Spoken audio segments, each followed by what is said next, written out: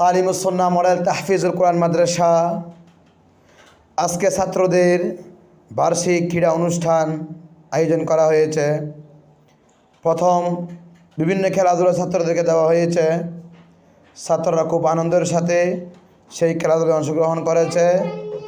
সামনে একটা দৃশ্য দেখাইলাম, বিস্কুট খেলা, যেহেতু সবাই ছিলেন, এটা প্রসিদ্ধ খেলা, অনেক পুরাতন খেলা, খেলাগুলো।